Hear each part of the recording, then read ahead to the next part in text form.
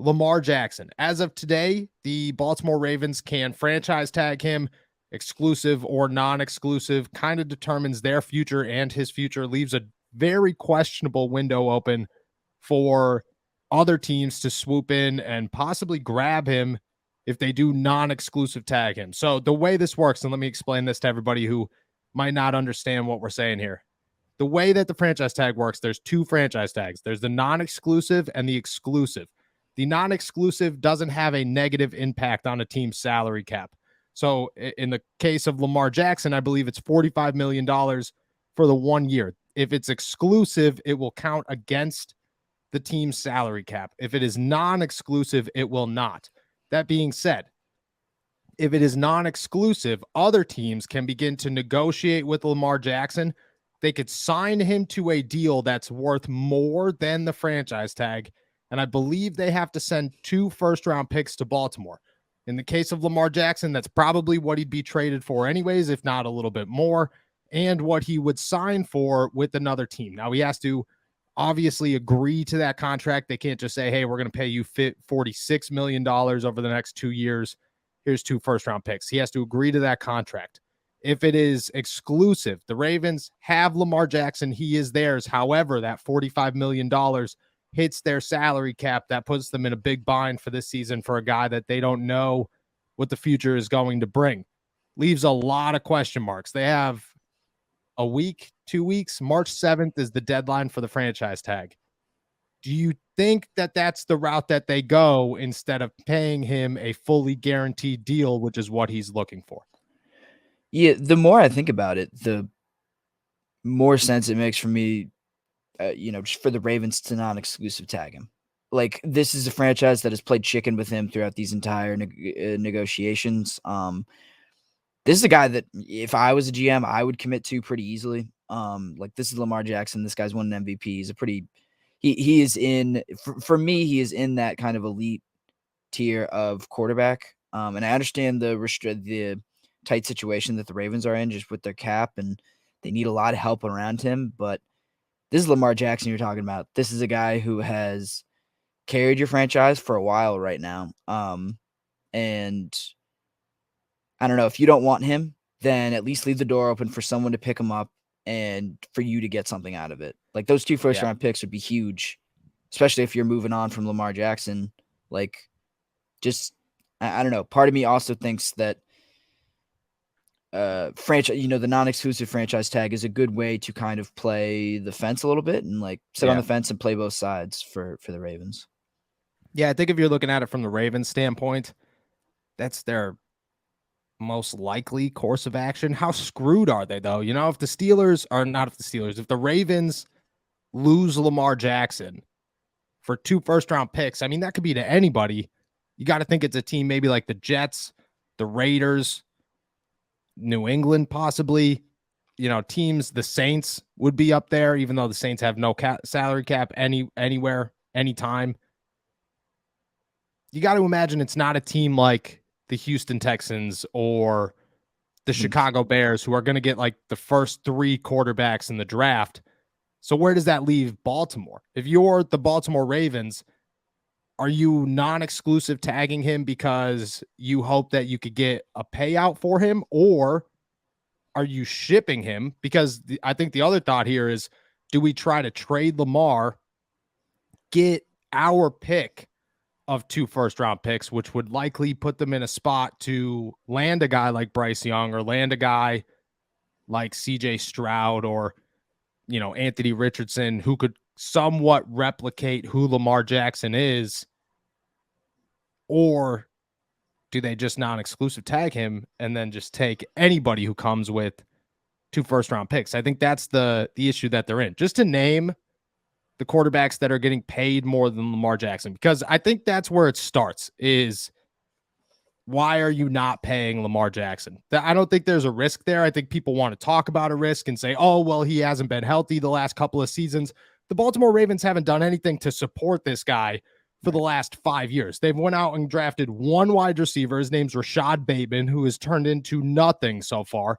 Besides that, they've locked on Sammy Watkins. Before that, it was Willie Snead. Eventually, it was Deshaun Jackson to be their guy for Lamar Jackson. And then they just consistently say, you hear it all the time. My dad makes the argument constantly. Well, Mark Andrews. What about Mark Andrews? Like, he's the third or fourth best tight end in the NFL. It's not like Travis Kelce. This is a totally different situation.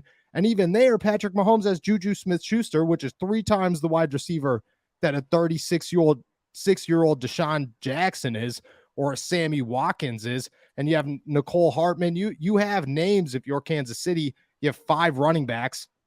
Maybe that part's true in Baltimore, but I don't think they've done anything to support this guy to keep him healthy. I mean, if you're Baltimore, are you just looking at it like he's our heart and soul where we have to sign him? Or do you think that they're looking at it the other way and saying we really are like uncertain that we'll even keep this guy past the next season? They seem more uncertain to me. Just if they were certain, I feel like a deal would have been done a long time ago. But yeah, they don't look certain to me. And I don't know. So you talk about like maybe not having like trying to get the best picks possible for this coming year, but think about next year. Like Caleb Williams is looming in next year's draft too. If you really need a quarterback, you kind of don't know what Caleb. Right. Exactly. Like if you're getting rid of Lamar, if you're shipping him out, you're blowing it up. You are, you're straight blowing it up and you're rebuilding again. So like why like don't you should not be in a rush to get your franchise quarterback, especially when another generational talent is out there. I wouldn't, I think they can take it a little slower, and I think they can. I don't think they need to. So if they wanted to sign Lamar, ship him out for a package that they like more, I don't know.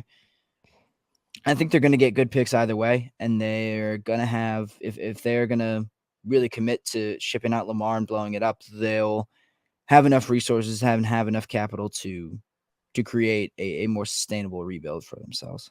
So you're looking at it like that. Like if you get 2 first-round picks, chances are one of them is next year.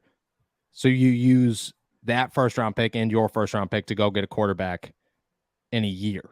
Yeah. If you get rid of Lamar. Yeah. I agree with that. I think that's where things get tricky, though, if you're the Baltimore Ravens, because why would you keep Lamar Jackson this season?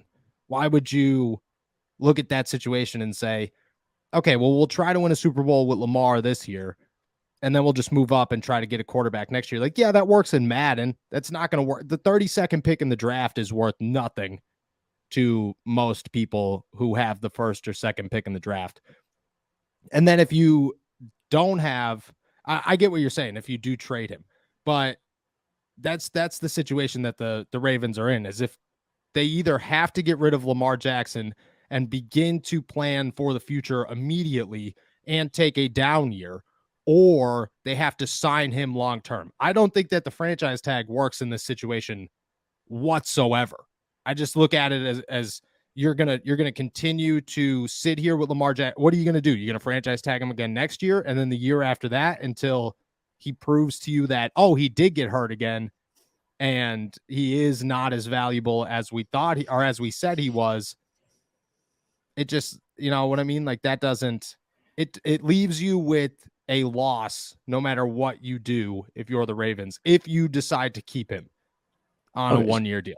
So what do you do? So what would you do this year then? Because then they just otherwise you just have to let him walk, right? I'd ship him. Nothing? I would tag him and then I'd trade him, but I would tag him or I would trade him. I would get rid of Lamar Jackson. Don't get me wrong. I'm paying Lamar Jackson. If I am an NFL team, I am giving Lamar Jackson $46 million. I mean, look at the list of quarterbacks and tell me he doesn't belong here. These are all the guys that are making over $40 million a year. Josh Allen makes $43 million.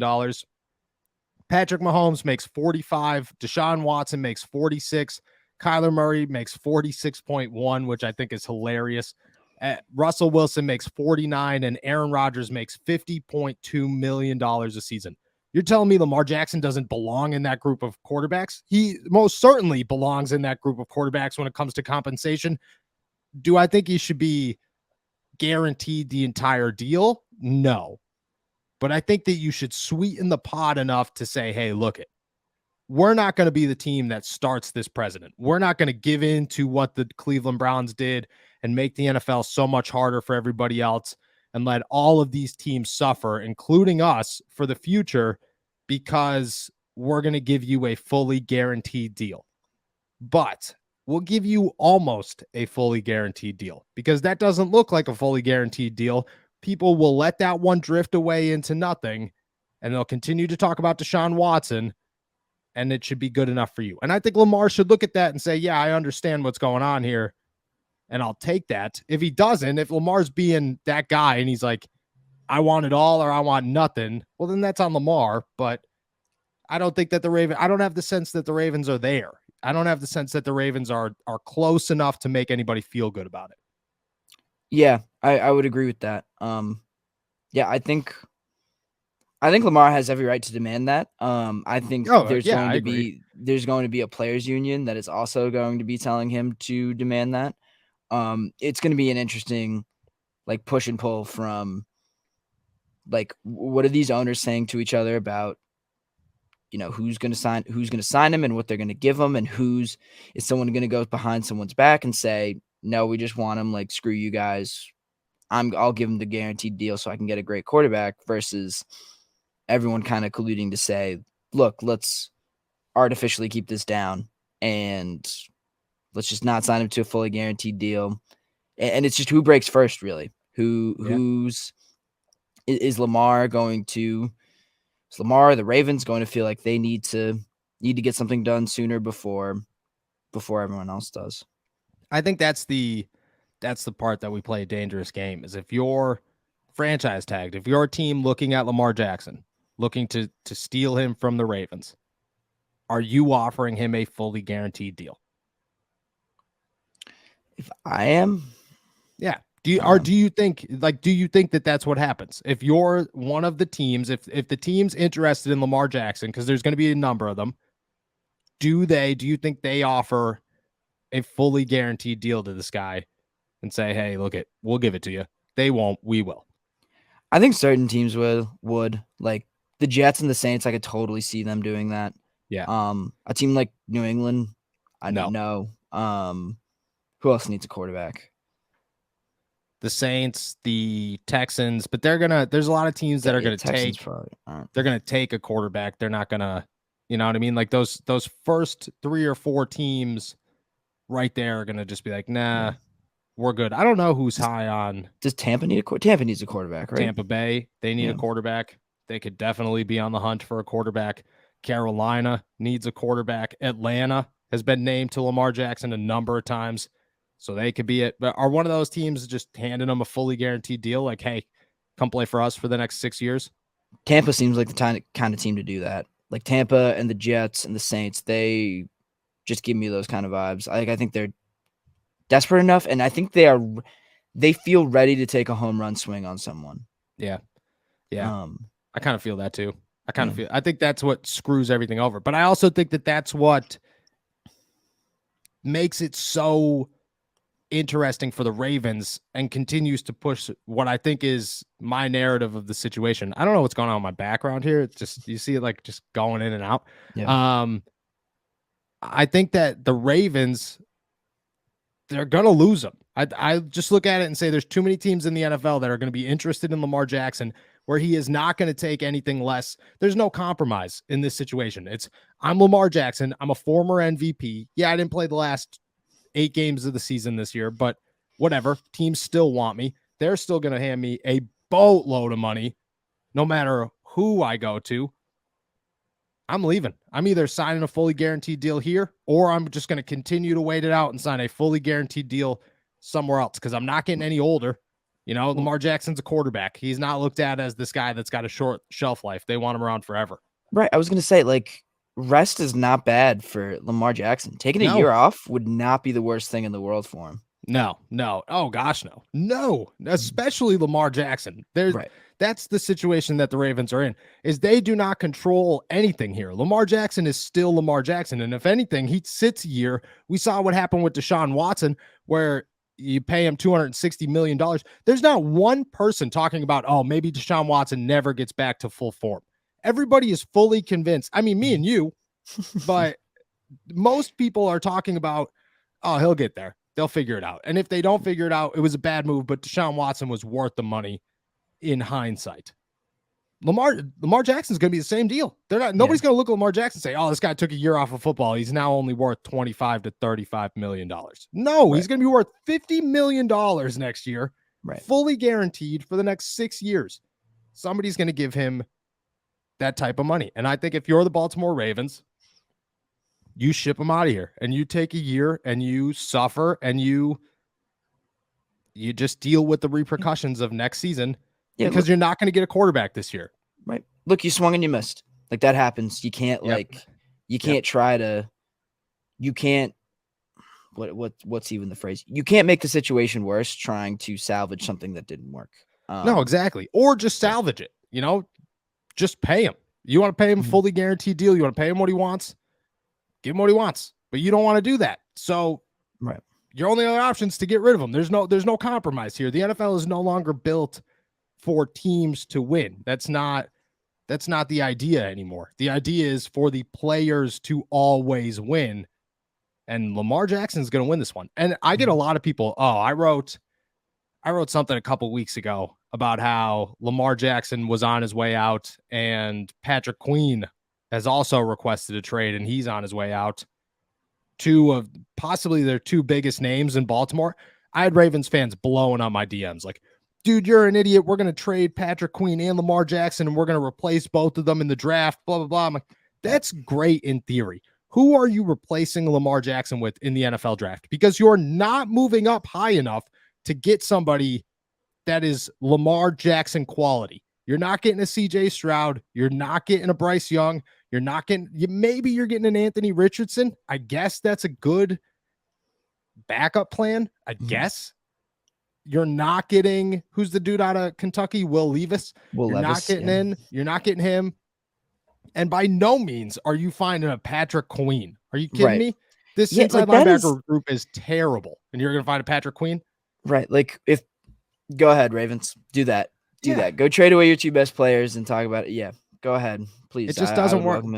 Baltimore is on the downslide, and it's got to be a tough place to be if you are the Baltimore Ravens because you did not try hard enough. They pulled the Pittsburgh Steelers with less talent. They said, we're just going to build this very dominant defense, and then we're going to get a quarterback who could do it all. The Steelers built a dominant defense, forgot about the quarterback, found a quarterback, but at least they have talent around the quarterback. The Ravens just said, our quarterback's fine. That's all we need. As long as we have a quarterback, we don't need anybody else. We'll draft a third-round running back out of Ohio State. He'll be good enough to play running back, and he is when he's healthy. He's never healthy. We have 0 wide receivers, and our only receiving option at tight end took a major downslide this year. Oh, and our offensive line's falling apart. Great team. Phenomenal team that the Baltimore Ravens got going on right now. And people, I'm telling you, my DMs were blowing up with people just like, dude, you don't even know. I was getting called a disgrace left and right. People like, that's so disgraceful that you have no idea what's going on in Baltimore.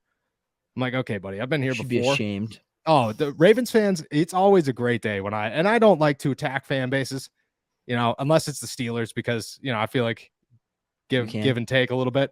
Earn that right. Yeah, exactly. Like I'm part of you, just deal with it.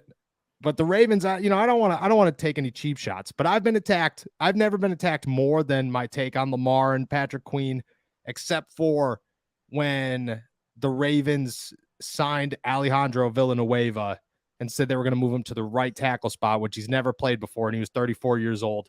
And I wrote an article about how they took a serious downgrade from Orlando Brown and that they should have paid Orlando Brown, which they were in the same situation again, where they had a guy that they should have kept and they decided not to. Dude, people blew me up. Are you serious? You don't even know. How could you disrespect Alejandro Villanueva? Just wait. Awful. Had the worst right tackle season possibly in the history of the NFL. Who could have saw that one coming? A 34-year-old left tackle making this change to right, which is not an easy thing. This is not Madden. That's a very difficult thing to do. And to play on the fastest team in the NFL, and he is the slowest man alive. Just, smart thinking by the Ravens. They're always doing stuff. But that was the worst. That one, I had days and days and days of DMs. Just like, I still have some of them. People just calling me clowns, going after my mom. People love to go after my mom whenever I piss somebody off. Oh yeah, they're like, your mom should have never raised you. I'm like, what should she have done? Just She like didn't really have a choice. Yeah, just like put me outside and be like, all right, you're done now. We've had fun. It's over. Yeah, I'd look for some, but they're deep. Those DMs are deep at this point. Yeah, I piss a lot of people off these days. It is what it is. Comes with the territory. But either way, Baltimore Ravens in a lot of trouble.